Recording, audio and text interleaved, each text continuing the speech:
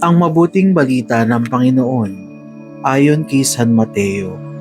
Noong panahong iyon, isa na namang talinghaga ang inilahad ni Jesus sa mga tao. Ang paghahari ng Diyos ay katulad nito. May isang taong nagtanim ng isang butil ng mustasa sa kanyang bukid. Pinakamaliit ito sa lahat ng binhi. Ngunit kapag natanim na at lumago, ay nagiging pinakamalaki sa lahat ng puno ng gulay. Ito ay nagiging punong kahoy, anapat na pamumugaran ng mga ibon ang mga sanga nito. Nagsalaysay pa siya ng ibang talinghaga. Ang paghahari ng Diyos ay katulad ng lebadura na inihalo ng isang babae sa 3 takal na harina at umalsa ang buong masa.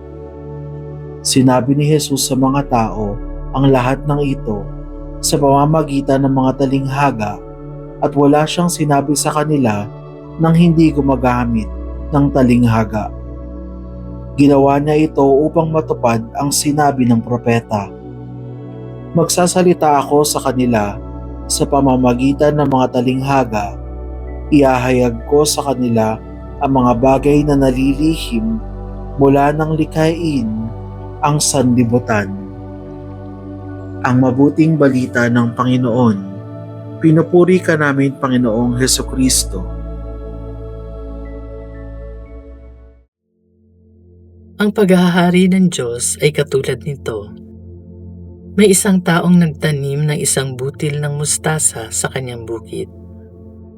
Nagsisimula sa maliit ang pagpupunla ng Diyos ng kaharian ng langit sa ating mga buhay at sa buong mundo.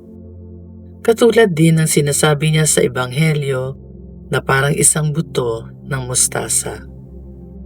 Pero ang maliit na binhi, kapag inalagaan ng mabuti at patuloy na pinahalagahan, ito ay nagiging malaking halaman na napakikinabangan din ng iba.